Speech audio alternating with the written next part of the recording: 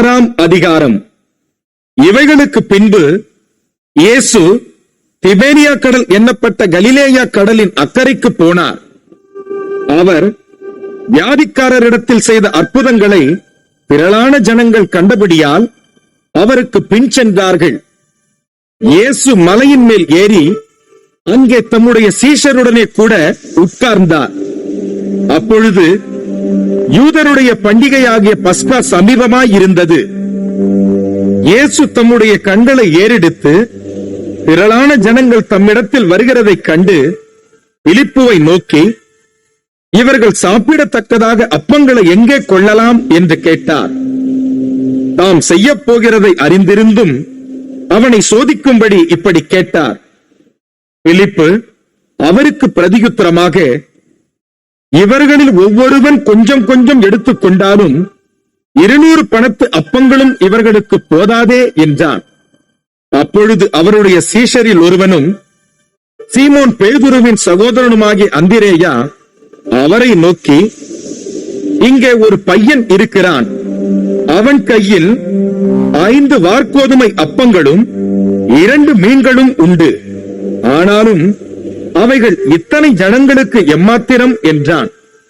இயேசு, ஜனங்களை உட்கார வையுங்கள் என்றார். அந்த இடம் மிகுந்த புல்லுள்ளதாயிருந்தது. பந்தியிருந்த புருஷர்கள் ஏறக்குறைய 5000 பேராயிருந்தார்கள். இயேசு அந்த அப்பங்களை எடுத்து ஸ்தோத்திரம் பண்ணி சீஷர்களிடத்தில் கொடுத்தார். சீஷர்கள் பந்தியிருந்தவர்களுக்கு கொடுத்தார்கள். அப்படியே மீன்களையும் அவர் எடுத்து அவர்களுக்கு வேண்டிய மட்டும் கொடுத்தார்.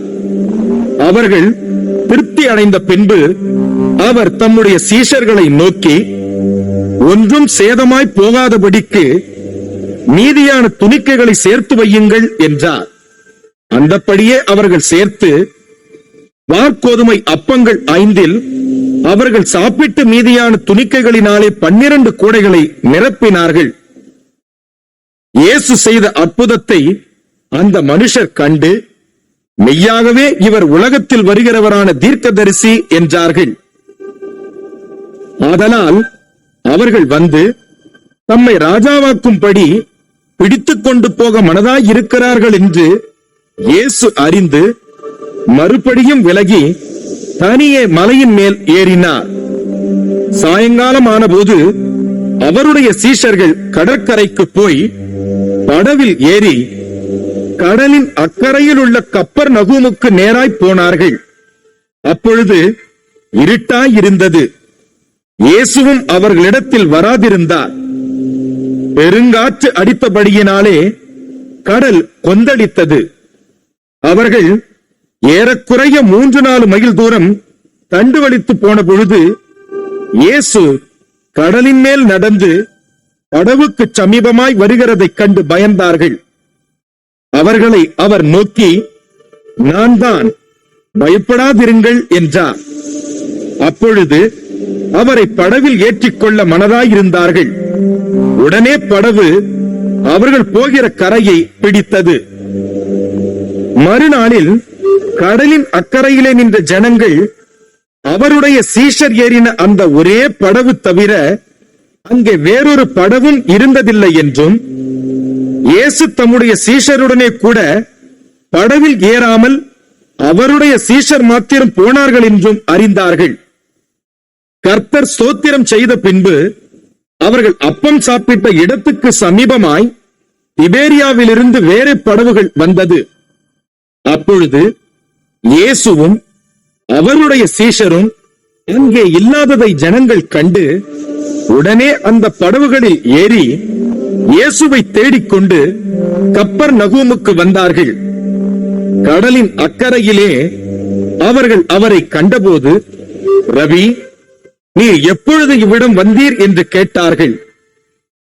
இயேசு அவர்களுக்கு பிரதியுத்தரமாக, நீங்கள் அற்புதங்களை கண்டதினால் அல்ல, நீங்கள் அப்பம் புசித்து திருப்தியானதினாலேயே என்னை தேடுகிறீர்கள் என்று மெய்யாகவே மெய்யாகவே உங்களுக்கு சொல்லுகிறேன்.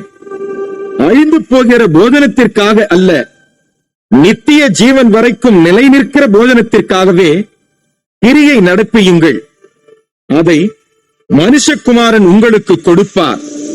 அவரை பிதாவாகிய தேவன் முத்திரித்திருக்கிறார் என்றார். அப்பொழுது அவர்கள் அவரை நோக்கி, தேவனுக்கேற்ற கிரியைகளை நடப்பிக்கும்படி நாங்கள் என்ன செய்ய வேண்டும் என்றார்கள். இயேசு அவர்களுக்கு பிரதியுத்தரமாக, அவர் அனுப்பினவரை நீங்கள் விசுவாசிப்பதே தேவனுக்கேற்ற கிரியையாய் இருக்கிறது என்றார்.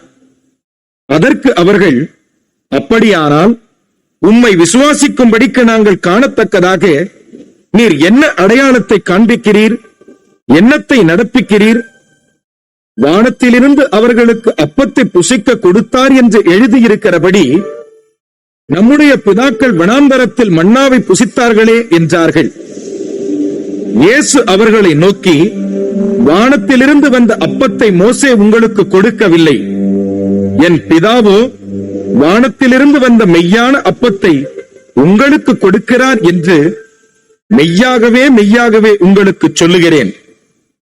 வானத்திலிருந்து இறங்கி உலகத்துக்கு ஜீவனை கொடுக்கிற அப்பமே தேவன் அருளிய அப்பம் என்றார்.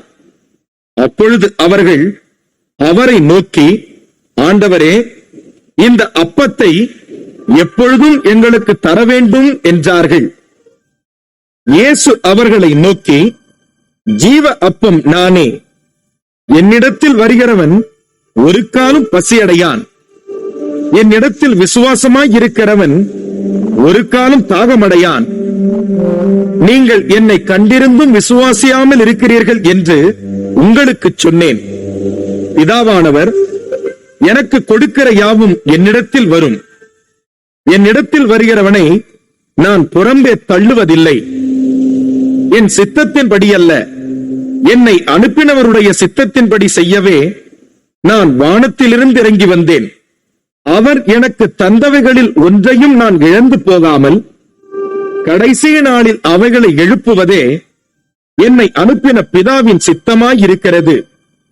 குமாரனைக் கண்டு அவரிடத்தில் விசுவாசமாயிருக்கிறவன் எவனோ அவன் நித்திய ஜீவனை அடைவதும் நான் அவனை கடைசி நாளில் எழுப்புவதும் என்னை அனுப்பினவருடைய சித்தமாயிருக்கிறது என்றார். நான் வானத்திலிருந்து வந்த அப்பம் என்று அவர் சொன்னது நிமித்தம் யூதர்கள் அவரை குறித்து முறுமுறுத்து, இவன் யோசேப்பின் குமாரனாகிய இயேசு அல்லவா? இவனுடைய தகப்பனையும் தாயையும் அறிந்திருக்கிறோமே. அப்படி இருக்க நான் வானத்திலிருந்து இறங்கி வந்தேன் என்று இவன் எப்படி சொல்லுகிறான் என்றார்கள். இயேசு அவர்களுக்கு பிரதியுத்தரமாக, உங்களுக்குள்ளே முறுமுறுக்க வேண்டாம்.